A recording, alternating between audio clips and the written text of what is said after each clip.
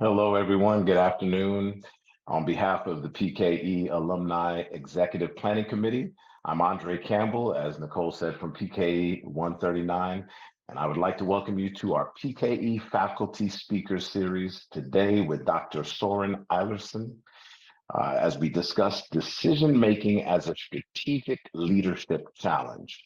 I would like to also let you know that this event is being recorded and it will be provided at a later date for you to review again or share with others. I want to give a special thank you to the PKE Executive Planning Committee members, some of who are here today. We have Alan Gold, PKE 120, Amy Towner, PKE 139, my cohort, Bill Barkovitz, PKE 139, my cohort as well, PKE 139. We invite you to use the chat as well to share your cohort number. We'd like to know what cohort you're in. Greet one another and ask questions today. If you're interested also in supporting our alumni events and fostering connections within your cohort, please be sure to reach out to one of us, one of the planning committee members, or Nicole in the alumni office. We're looking for cohort champions, someone who can help us to connect with the cohorts more and let them know what is taking place, the wonderful events. Join us, and you can also join us on PEP Connect. We have a PKE group where we post PKE events and information. Another way for us to help PKE, and we all love PKE or we wouldn't be here today, to help PKE stay strong is by recommending others to PKE or other degree programs. Please reach out to Pearl Quintana for more information about the referral scholarship program. Now we have a special event that's coming up, and Pearl is great, so just please refer to Pearl. And we have another event that's coming up. I just came back from an event, Future of Healthcare Symposium, where I saw Deborah, I saw Nicole, and many others.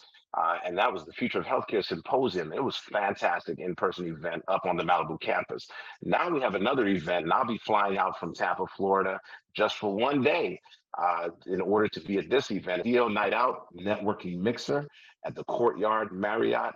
It's an executive dinner at Brizo Restaurant, Friday, June 9th at 6 p.m. And if I'm not wrong, I believe that's in Marina Del Rey. We'll be up on the top floor and also enjoying dinner at the Brizo Restaurant at June 9th at 6 p.m. I'll be there, so I'm expecting to see many of you there as well. Well, that takes us down to the introduction of our speaker today. I'm very excited. We found out we had a few things in common. I'll let him tell you that. I won't tell you. But at this time, I'd like to introduce Dr.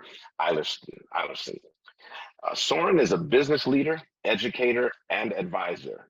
He's been on a lifelong journey to find answers to the bigger questions of why businesses exist, how they actualize, and as importantly, how we flourish inside of them.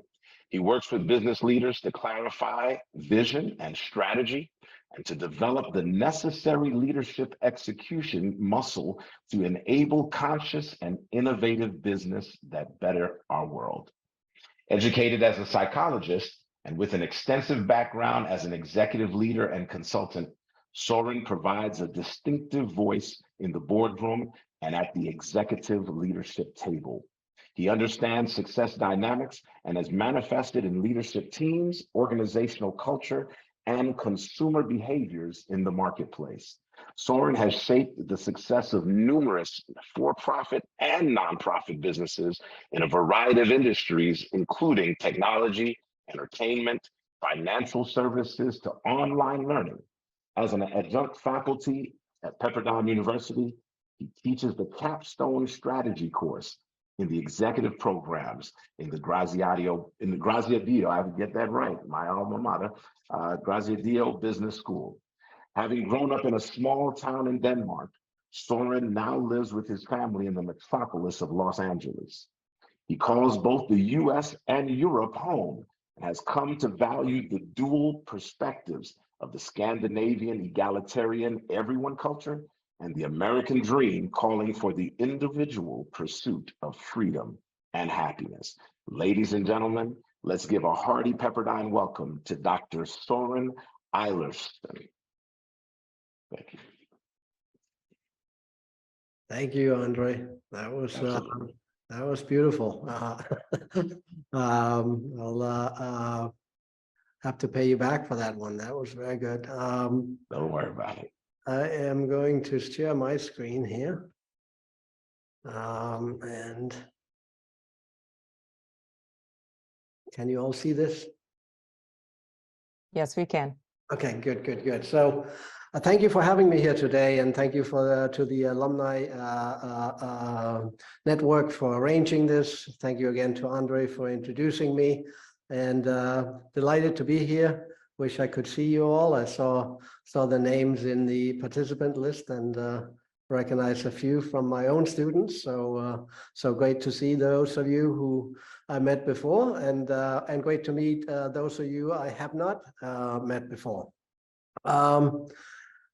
I was not sure exactly how much Andre was going to say, so I did include a few bullets on myself, and I think Andre covered them all, so thank you. I found that giving you guys just a little bit of background into why I have an accent and where I come from also gives you a little bit of insight into my perspectives, which I think we all need these days in terms of getting to understand each other better. You know, you heard about my leadership background. I'm educated as a psychologist. I founded a small consulting firm in almost 25 years ago now, and have worked through that consulting firm with a number of companies, including currently serving in 2 CEO positions. And I'm sharing this so that you know that I'm not just a consultant that's helping others make decisions. Sometimes I actually am forced to make them myself, and that means that I try to use some of the frameworks that I introduce to others also in my own work. That's it on background. So what is our job at Pepperdine? I always start with this slide here because that's why we're here. That's the purpose. Develop best for the world leaders, and that's the mindset I put on when I'm engaged with Pepperdine. But frankly, the notion of finding the best in ourselves, making our best virtues come to life every day, I think is something that is just a great purpose for all of us to hold. So today I'm going to throw quite a bit at you, but hopefully a few things stick, and you can always follow up with me later. You will get this slide deck by email. I'm going to send it to Nicole, and I'm sure she'll get it to those who were here. Also, this is being recorded, so you can go back to it. But so no need to take a lot of notes except on things that you want to really remember, because you will get the slides from this deck. This is meant to tease you on the topic of decision making, which is a topic that's always been I was never taught formally. So I had to kind of figure out myself, how do you actually make decisions inside organization, and why is that important? So I'll talk a bit about that, and I'll give you a process that you can pick up as your own, or you can modify or discard, whatever makes sense for you. And then I'll spend a little time on illuminating a few areas that are particularly difficult in the decision-making process, just so you get a sense of why is it often goes wrong? Why is it we ignoring, sometimes making decisions inside organizations? We have decision paralysis, or we make decisions way too quickly without actually understanding that there was a bigger opportunity if we had followed a process.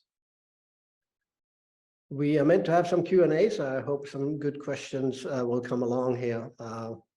With that, I'll dive right in. So why decision making? You know, I teach strategy, so why am I talking about decision making?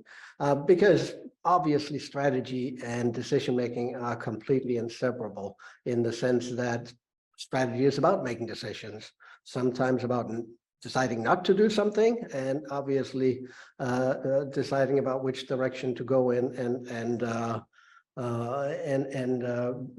making sure that you as a leader can lead strategy for your organization. We all make decisions all the time, and frankly, whether we know it or not, we use a process. So the question is, have we made that process conscious, or is it unconscious in the background? My message here is that the more we can make it conscious, the more we actually have a chance of making better decisions.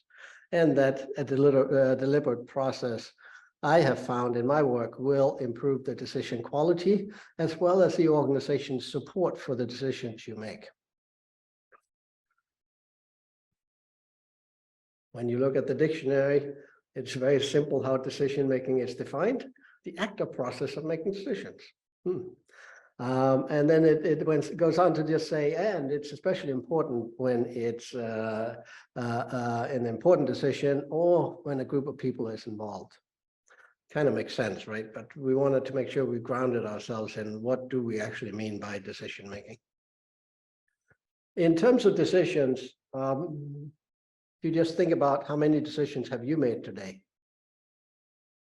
I would venture to say you've made hundreds, if not thousands already, from deciding to brush your teeth this morning to deciding what to wear, you know, as you came into the day. You know, how did you decide how to show up today, right? And oops. Some of those are actually, I would venture to say, most of all the decisions we make are what I call instinctual knee-jerk decision that are just based on learned patterns, often so learned that they're all the way back in our limbic brain, and we don't have any clue that we're even making a decision, but we are. And those decisions have a lot of promise to look at as we get to. And we can use those to get to know ourselves. Most decisions we make inside companies are what I call expert decisions. They're based on experience and knowledge, and we will talk much more about that in a moment. And then occasionally some are strategic that can create new opportunities. But we're not always clear on when we go between expert and strategic decision making. And one of the things I want to bring to you today is the more clarity you can bring to whether you're making an expert decision or a strategic decision, the more you will be successful as a leader. So why is it important inside an organization and, you know, with your team? If we have a shared language around how we make decisions, how we go through the process of decision making, then more people can participate, and that's really the basis of what we call fair process or procedural justice. If people understand how a decision got made, they are much more likely to support that decision, even if they are not completely in agreement with the outcome. So how can we as leaders make sure that people feel they understand the decision-making process and potentially have opportunity for input at some point during the decision-making? So obviously decisions, some decisions are more complex. And so having a process is more important when others are significantly impacted. If you're having a layoff, if you're having big decisions inside your company about the future, moving the headquarters, so forth, having a process for how you make decisions is will help. Worked with the CEO actually here in LA, who decided that that the leadership team knew they had to cut costs, so had to cut 20% of people. Instead of doing it in secret, they announced that we are going to go through a process over the next 6 months to figure out how to cut the team with 20%. And this is how we're going to do it. And those who are affected are going to be treated this particular way. Everyone said he was crazy because if you do that, all the good people will leave. Well, What happened? No one left because they felt they understood the process and they understood they were going to be treated fairly. Obviously, if you have an opportunity to unlock new opportunities, that can also bring more complexity because new opportunities sometimes challenges the status quo. And that means that your business model may be challenged. Other things inside the business will be challenged, and that will require a different approach to how you move through the decision-making process. If there's big consequences to the decision, obviously you have to be more inclined to use a deliberate process. And finally, is the decision irreversible? Right? If what you're venturing to do is actually irreversible, then it's probably more important that you focus on the process and how you are making the decision. So I'm going to give you kind of the power slide here, which is introduce a decision-making process that is as simple as I have been able to make it. And I'll step through that and give you an introduction to that. Really only 4 steps. That's the least steps I've been able to get into a decision-making process. 1, we have to understand what we are deciding about. What is the focus of our decision? How do we gather an understanding of the things that impact the decision, what I call gather the facts? How do we discover options? And how do we make the decision? That is as simple as it is. But having a process like this can allow for how can we open up thinking, and at one point that we begin to close down and actually begin to make a decision. So obviously it's not quite as simple as this. So underneath here there are some steps that we can begin to look at. Setting focus, what are the things we can really benefit from looking at? How do we frame the question? Is it framed as a problem or an opportunity? And how can we do this succinctly so everyone can step in and help? How do we determine who are the stakeholders? What are our customers impacted by this decision? Employees impacted? Are partners impacted? Do we impact society, government, and so forth? What are the stakeholders that should be considered? How do we assemble a team? Who's driving the decision? Who is approving the decision? Who is contributing to the decision? Who needs to be informed? Making sure we understand who is not only on maybe the core team driving this. Sometimes that can just be 1, 2, or 3 or 4 people, but there's a community around that needs to be involved and they informed about their roles. And you as a team member need to be aware of who they are and what their roles are. Even very important is that often teams starts a decision-making process without really being clear of who's going to make the decision. Sometimes in organizations, we think that we assemble a team and therefore it's a democratic decision-making process. Frankly, that is not how it works inside most businesses, but it sometimes comes as a surprise to the team member team members that are on the core team. But being really clear from the beginning who's going to make the decision or how the decision is going to be made. And that's why we also work on establishing the criteria for the decision making. What are the types of variables that go into making this decision? Typically that involves, what is the purpose of this company? What are the core values? Those are kind of key ingredients that are driving this. But often we can up front say that there are some specific things that we are actually looking at weighing more heavily in this particular decision. And then finally designing the process. What is the decision type? We'll talk a bit more about that.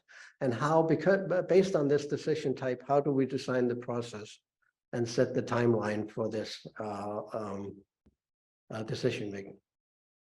So that's setting the focus. So I said it's very simple, but you can see how it can go from simple to complex very quickly. That said, even if you're making decisions within the next half hour, you could use this process by just reminding yourself, have I thought about each of these steps? Let's look at the gather facts. How do we gather facts? How do we educate ourselves? Well, we need to make sure we understand what are the elements that are involved in this decision, and then determine what are the sources where we can educate ourselves about each of those elements. Because a lot of decision making is about breaking down something and then recombining it. That's how we come up with new solutions. So understanding the key elements and then going out and doing research to gather facts and ideas is key. And obviously, doing some thinking about what it is we need to do is important, and then going and actually conducting the research. Coming back, then documenting, so that everyone on the team understands what is it we found. And then very importantly, and we'll spend a little bit more time at the end today talking about how do we challenge our biases in this process? How do we up-level our thinking? Discover options. Now we have a lot of facts and maybe even assumptions we have gathered. How do we organize this? How do we begin to drive solution alternatives based on this? Do we need to go on more of a creative exploration, or do we feel we have what we need to begin to consider the options or the alternatives? What type of economic analysis do we need to do in order to make sure that this, from a business perspective, makes sense? What risk analysis do we need to do? We may actually have up in set focus, we may have discussed our risk appetite in terms of, are we very conservative, or are we betting the farm on this decision? Understanding how the risk of the different options relates to our risk appetite becomes important. And then obviously begin to use the criteria we set up front to evaluate options. Finally, now we're ready to make a decision. But as I often say, you don't have to actually make one of the alternatives. There's always the choice of not doing anything. So make sure that that stays on the agenda. And also, there's an important aspect that a number of decisions can be tested or experimented with. So really understand, are we making a big decision now that's irreversible? Are we making something that actually could be experimented and tested with and piloted somewhere? So that's always an option that should be considered. Document the process, so you justify the decision and align participants. Is there an execution plan that needs to be considered? If so, this is a time to at least set the high-level stages of this, and then deliver key messages to target audience. And finally, let's always make sure that we celebrate and acknowledge individuals and team contributions. So on the left side, you have a very simple way of thinking about decision making. In the middle, you have a bunch of prompts that can help you get more clear on what you're dealing with. A few guidelines that I want to share with you. Very important for decision making is that you take one step at a time. We have a Western mindset that often jumps right down into number 3 before we have understood what we are trying to make a decision around. And if you're doing this as a team, which we often are inside an organization, if you're jumping around the process, team members don't have an ability to participate because no one is clear where we are. And often the leader of the group will dominate and go some places that doesn't allow others to actually think through things in a logical way. So take one step at a time, even if it's like, let's spend the next 10 minutes at focus. Take a deep breather and say, hey, do we agree on this focus? Now, Let's figure out how we gather facts. Do we have them in this room? Can we begin to capture them now? What are the sources? Is there something we need to go out and do? And do we already now, after we've done that, take a breather and begin to discover options? Get them on the board and then take a breather, look at them, maybe a coffee break, and come back and make a decision. That's as simple as this can be. What I see this for more strategic decisions, this can be a 3-month process where you spend 2 to 3 weeks or more on each of these steps with teams that are meeting weekly or bi-weekly. But very important, they understand where they're at. And as part of setting the process for decision making, they actually said to themselves, we're going to take a couple of weeks to make sure we understand the focus. And then we're going to set aside 3 to 4 weeks on making sure we understand the facts. And then the month of July, we're going to actually begin to go in and discover the alternatives or options, so we can get ready to make a decision in August or September. So you can use it very deliberately in one meeting tomorrow, or you can take big important decisions and really make sure that you have a roadmap for how you make the decisions. So as part of that, make sure you have a task master, and yes, conversations can jump around, and if they do, just take some notes and say, yeah, you know, oh, that was a good idea. Let's make sure we noted that down and come back, right? In important decisions, the notion of decompressing is very important.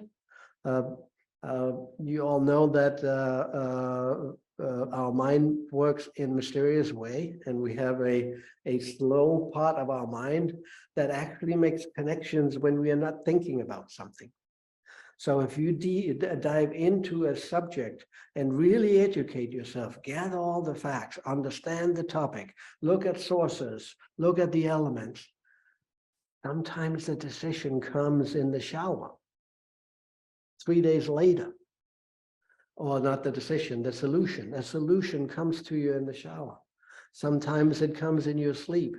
Our mind works in mysterious ways, and we need to make sure we take advantage of that. So when we have big decisions, we dive into a subject, and then we allow time to actually decompress and come back and let our creative mind speak to us.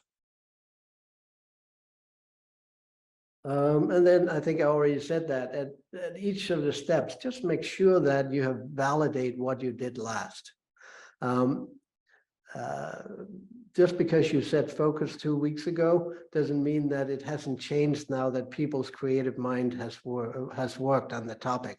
And you may need to come back and shift how you thought about how you framed the question, or what process you really want to go through. So make sure that the team validates the process.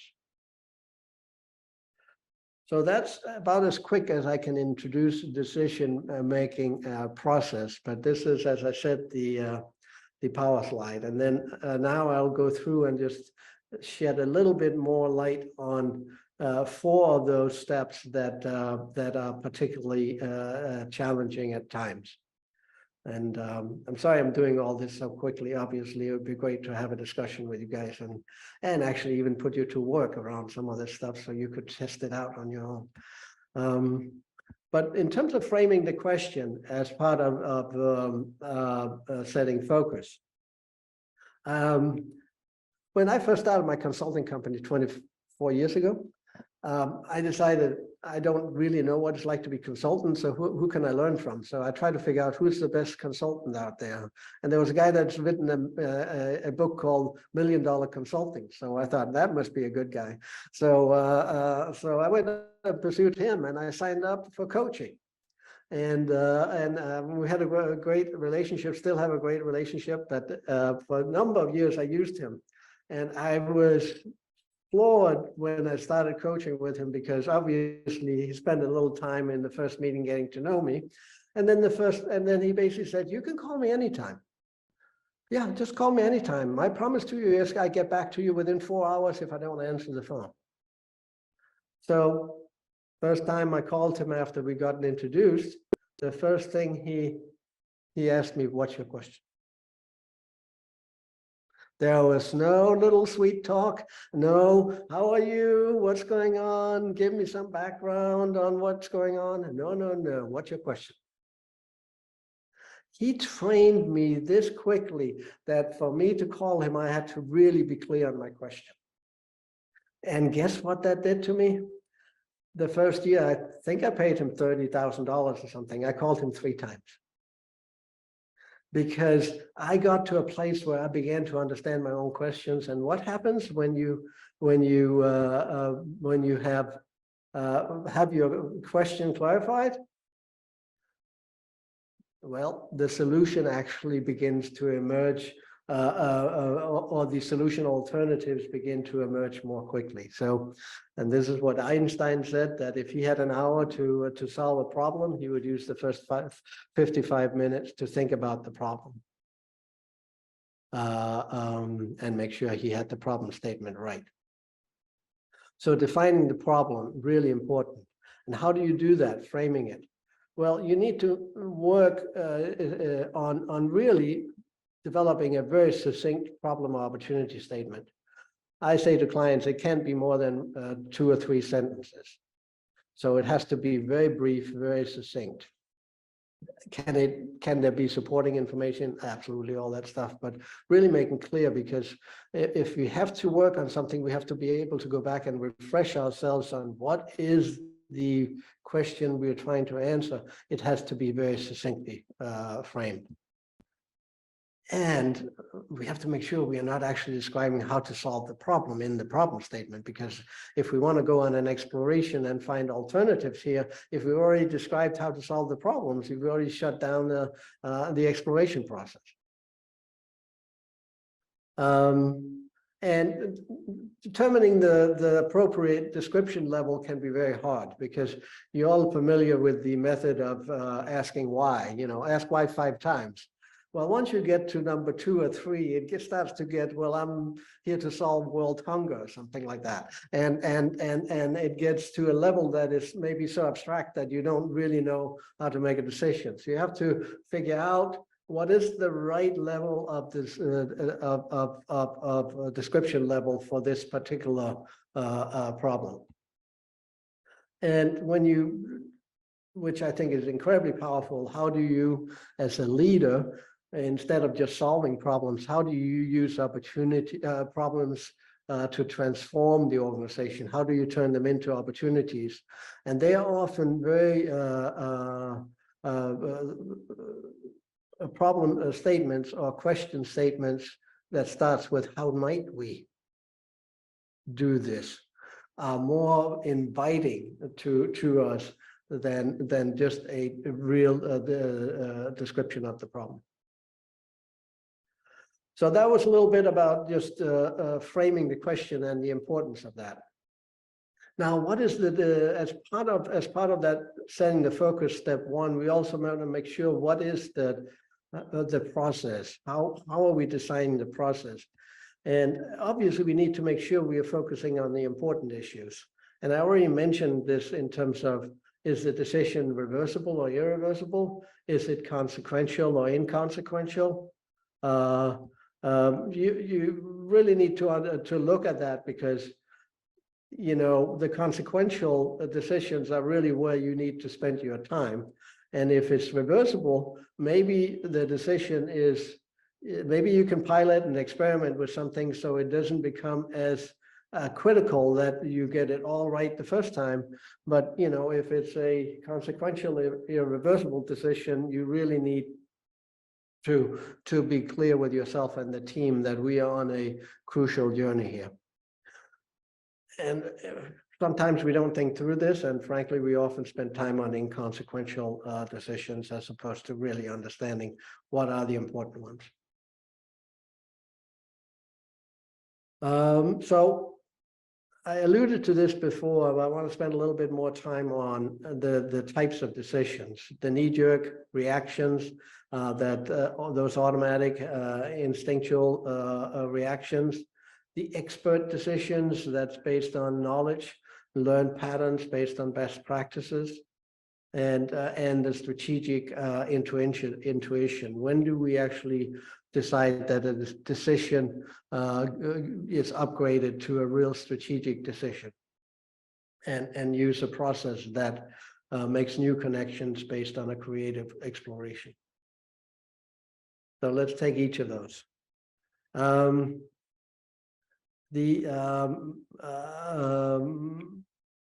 I find knee-jerk reactions. I've come to love with knee-jerk reactions. I find it the best invitation in myself to figure out what's going on with me. Why do I have this reaction at this time? Where does that come from? What in my DNA is creating this interaction? That is amazing, fodder for self-development. So don't be afraid of your knee-jerk reactions. Look at them and figure out what they mean, because they're trying to tell us something.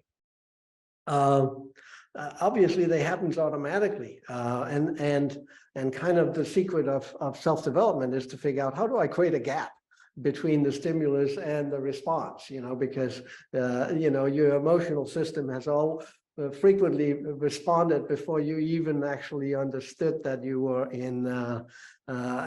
reacting. So how we do that is important, and getting that gap created gives you a choice on whether or not to make the decision-making here more conscious, or whether or not, just to use the reaction that came up. We have a choice whether or not to actually follow that reaction or not. Not talking about suppressing, I'm talking about understanding what's happening inside us.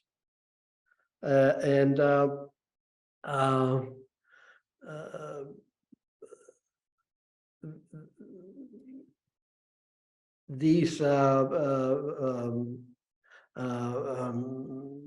knee-jerk reactions can, as I said earlier, can feel problematic, but they can also be life-saving, because obviously our limbic system evolved from meeting tigers in the jungle, and running is sometimes the best option, and we don't need a process to think about that. So anyway, welcome you to understand your reactivity and begin to think more about the gap you have between stimulus and reaction, and that becomes a time to think about, do I need to apply a more conscious decision-making process at this time? Often not, but this is a tool that you will have. Expert knowledge, expert decisions, those are the vast majority of the decisions we make inside organizations. We have a leadership team that's comprised of sales, operations, finance, service, and HR, and IT. Each comes with their expert knowledge and want to bring that to bear. Obviously a fantastic thing that we have in us. We've been schooled, we've been trained, we understand the industry, and we should use this ability to use everything we've learned and bring it to bear. And often it comes from a kind of rational, linear mindset that we have learned. I call it an inside-out approach, because we come from inside our learning, inside our organization, and look at the practices and accumulate knowledge, and sometimes we go outside the organization to research solutions to existing processes, but often using what we call best practices, right? And this is best practices are fantastic, right? They make our organization efficient. They make us able to pick up new things very quickly. And best practices are the enemy of strategic thinking, because best practices are based on what we already know. And what you often need to do from a strategic perspective is to unlock new potential, new opportunities that haven't been solved before. So if you always look at best practices, then you may actually not be able to upgrade your decision-making into a strategic decision-making process. And it's always the nature of the executive team or the group you're with to look for best practices, because that's where we are comfortable. We are not so comfortable when it comes to stepping out into strategic decisions. But deciding when something is strategic is important, because we can only process a few of those. You know, if you as a team have hundreds of strategic decisions to make, you're not going to get there. You have to downgrade some of them and saying, this is not important enough to be a strategic decision. This is an expert decision. We're just going to go and look at the industry and figure out if we are in the banking world, we're just going to look what Wells Fargo and Bank of America are doing, and we're going to apply the same thing. We are not going to try and reinvent and create a whole new customer experience around this issue. But when there is an opportunity that could make you very different in the marketplace, then you want to make sure you upgrade it to a strategic decision-making process. And the strategic intuition is what I call an outside-in approach. We move to the edge, we move to the customer, we move to technology trends, we move to places outside the organization and begin to take perspectives looking back in, as opposed to looking from the industry and organizational perspective looking out.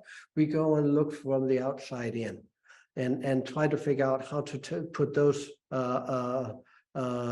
perspectives to use both in our research and in our exploration. And this is where obviously innovation comes in, and we begin to really reconstruct problem elements to begin to look for different sources and solutions. And that happens often by experimenting. And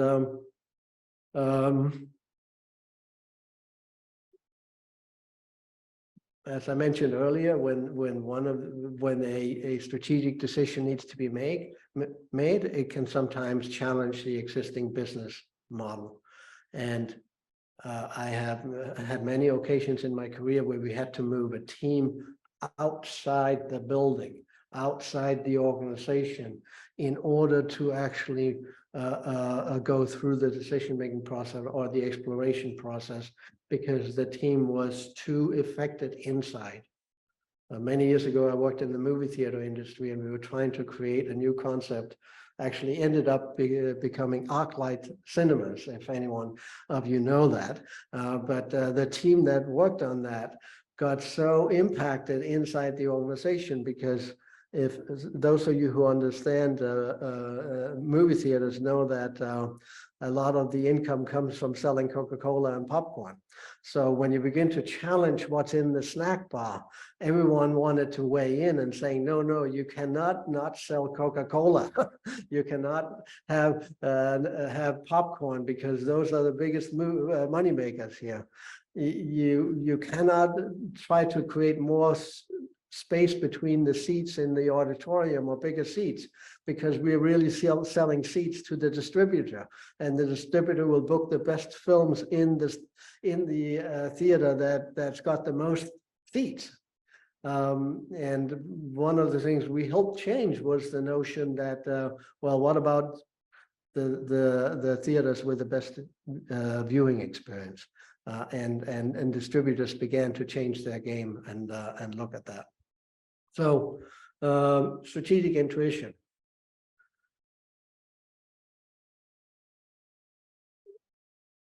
So that was looking at making sure we understand what is the type of decision we are making. Is it a knee-jerk? Is it a expert decision?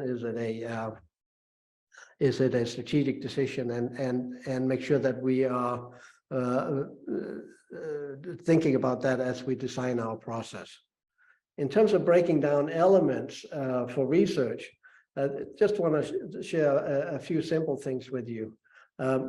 Have you guys heard of first principle thinking? It's kind of come up recently, although it's as old as Aristotle. Elon Musk used first principle thinking to break down his problems. When he founded SpaceX, he started looking at what are the different how do you put a space rocket together, and what are the different elements you need to know about. And obviously, one thing is the rocket base itself, and he found out that the cost of the materials that went into that was only 2% of what it cost to actually go and buy it. So that's why he decided to build his own rockets, because he thought, I can just go and buy all the materials and put it together myself. But that he did that by deducing and really getting into understanding what are the elements of a space rocket and what do I need to know, and really breaking down the complicated problem into its basic elements and then re-assemble it from the ground up. So when you do this, you start with what is true, not with your intuition, and you begin to use these principles to make sure that assumptions and conventions and dogma doesn't blind you. One thing, if you want to look into this, it's very powerful to actually begin to think about, how do I break down a decision? What are the elements? And once you've broken it down, you can begin to look at where are the sources I can inform myself of the facts and opportunities around each of those elements. So if Elon Musk had elements of what is the rocket base, what is the guidance system, what's the engine, all those things, if he had listed those down as elements, where can I go and find sources that will inform me?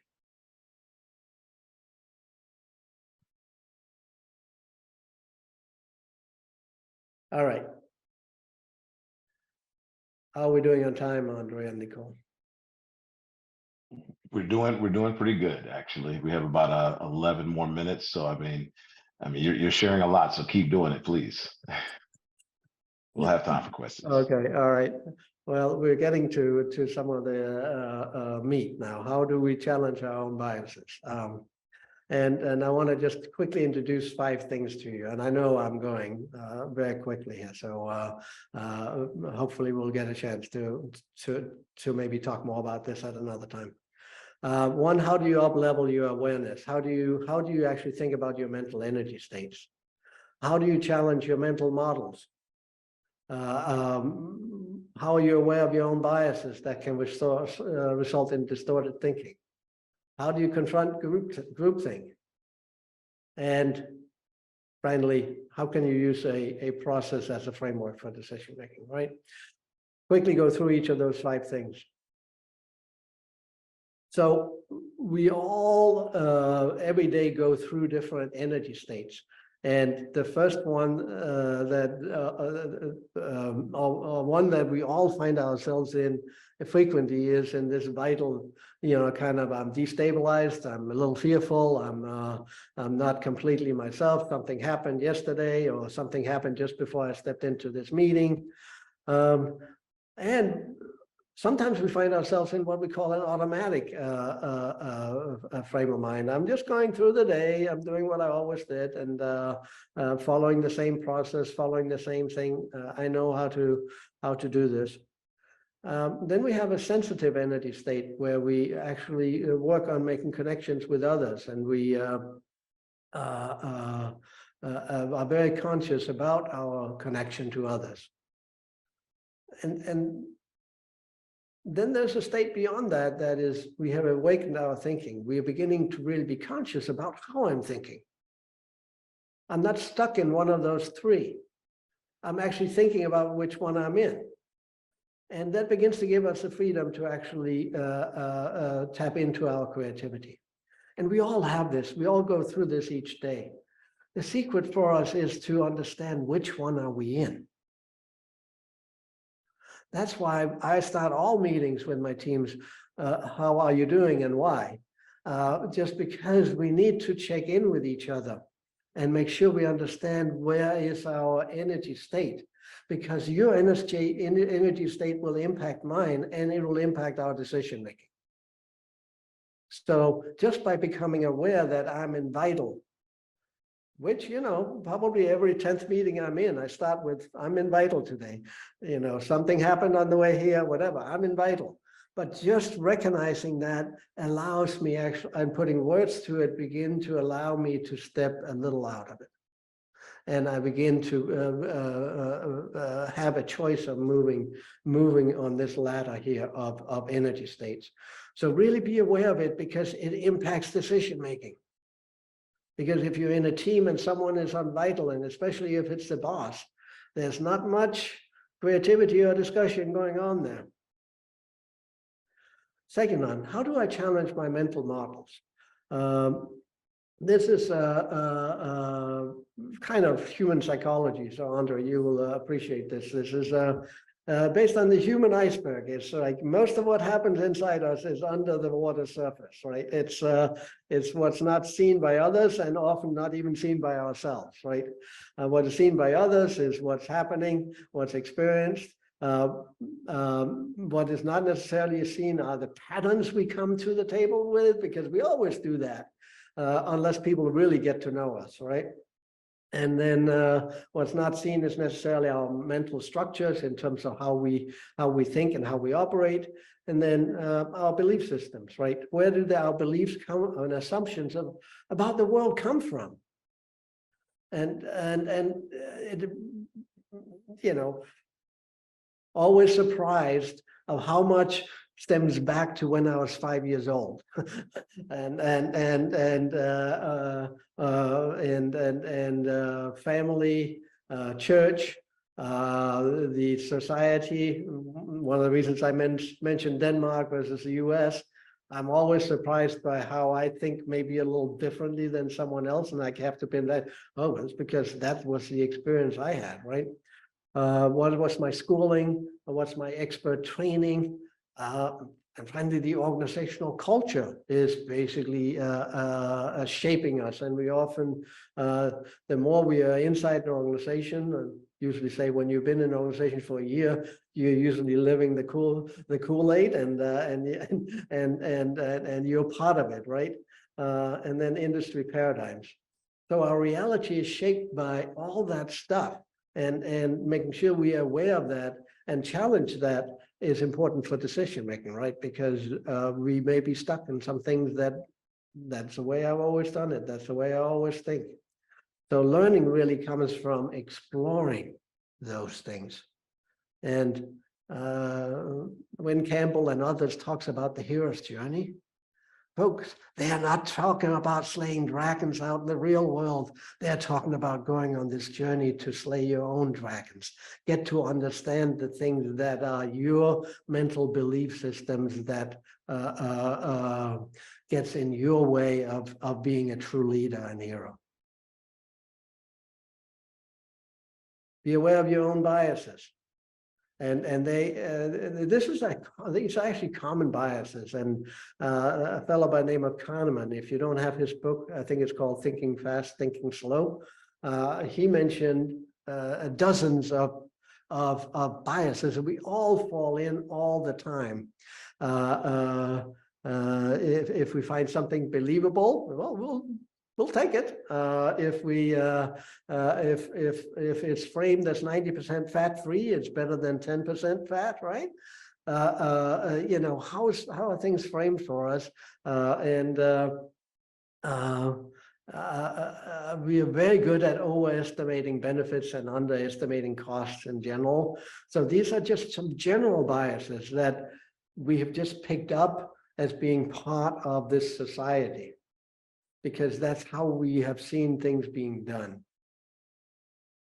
So be aware of those, because they impact decision making, right? And then you guys know groupthink, and you know that the O-ring problem, the CIA disaster on Cuba, and so forth, based on just complete groupthinks where things were not challenges because individuals felt social pressures to not speak up, not speak their mind, and self-censoring, so that all information, all facts did not come on the table and was not evaluated. And we got to be part of, you know, I just showed the mental model for an individual.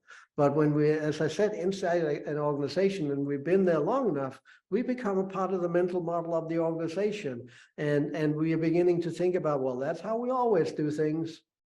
So there's no challenging of the status quo, right? So decision-making does not, creative opportunities are maybe not pursued because of that. So in closing, obviously I'm making a case here that you guys should think about process, right? And that that decisions are made through a process. And as we navigate life, we solve problems every day. The more we can begin to think about when to apply process. And I'm not saying to do it all the time. I'm just saying be aware when you do and when you don't. We can overcome our brain patterns and mental models, and make sure that we understand that our Western mind is not used to this. It's used to going straight to step 3 or 4, where we are clear on the solutions. So when do you step up and make the process explicit? So that was the power slide is here again, and then I'll open it up to Q&A. Awesome. Thank you so much. I mean, I think we need a whole second step, and because I think you have a lot more to give us there, specifically in some of these areas. I wonder if we have a few moments. If we have any questions from our viewers today, those who are with us, you can put in the chat, or you can come off mute and share with us. And at this time, I know I've written several notes. I have a question, Sure. if that's okay. Yes. Sure. Thank you so much, Professor Soren. So nice to see you. Nice to And see thanks you. for the invite. So, I mean, the steps, all the steps which you have highlighted are great. I'm sorry for the background noise. I'm at a conference.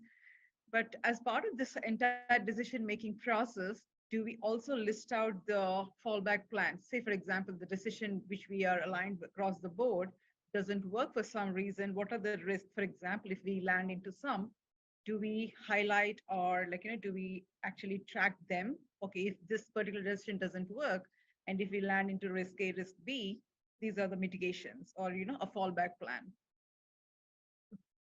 Great question, and I think you're answering your own question, right? That of course we should think about the mitigation plan, and that's part of the risk analysis. How do we make sure that we can that this is the right decision, and this is where it comes in to understand: is it irreversible or is it not? If it's reversible, maybe we can do some experimentation and piloting where we don't really just completely jump in in with everything at once, right? So, good question. Thank you. Thank you so much. How much are you charging for consultancy? Hello, Harut. Great to see you. For you, it's free.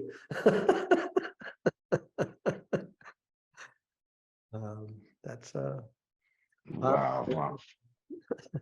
So, Was there anyone else? Sure, go ahead. yeah, I did have a question. I was wondering what your thoughts were about implementing a decision-making plan in an organization, and secondly, as the organization grows and has a strong culture, how to change that as people's roles and responsibilities should change as the organization changes size.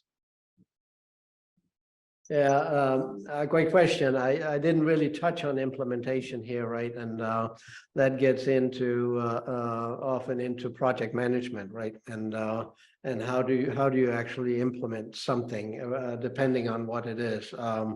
And that is a whole other topic that can go wrong in so many ways, right? Yeah, so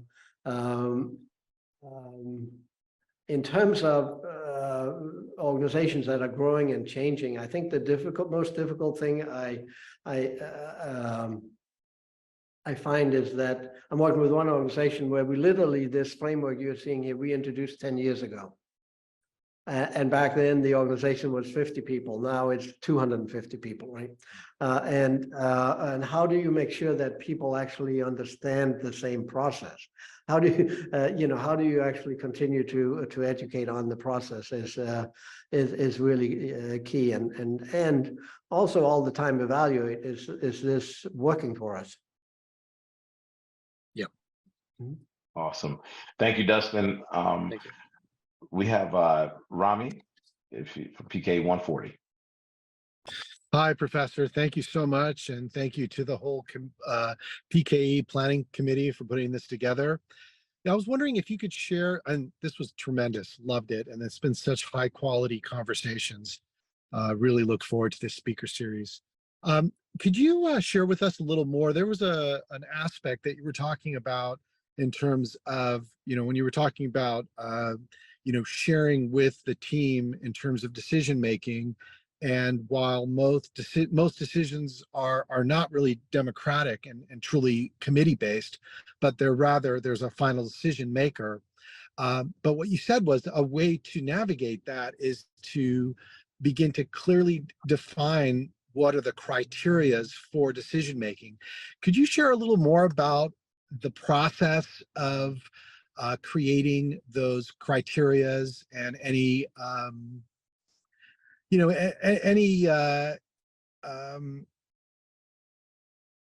any hints or ways of doing it in a way that that can help to create a atmosphere or culture of buy-in by the group to support the decision-making process?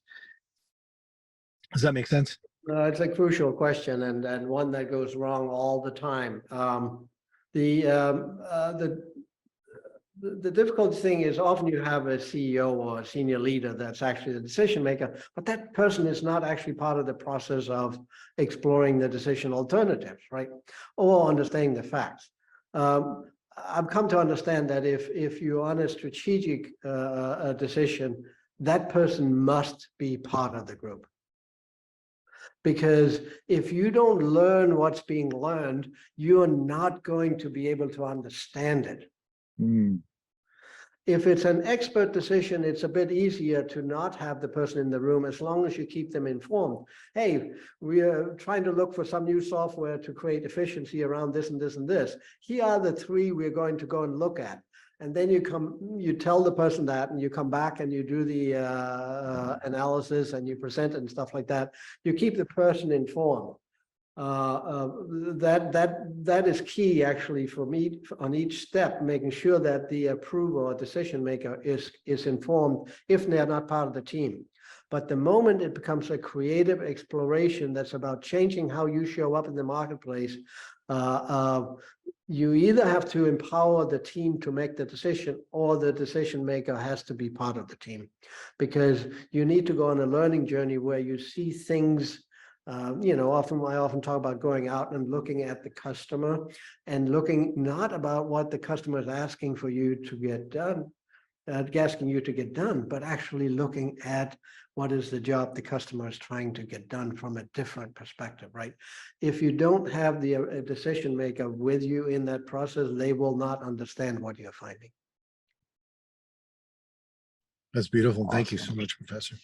Yeah, thank you for that question, Rami. And with that, we're out of time today. So, Professor, we're going to have to ask you to come back. Nicole, I hope we can get him on next year's series, so you can bring part 2 to this wonderful process. I have many questions. I'm not going to ask them today. Maybe we'll get a chance to meet. Maybe I can take one of your classes. I look forward to something like that.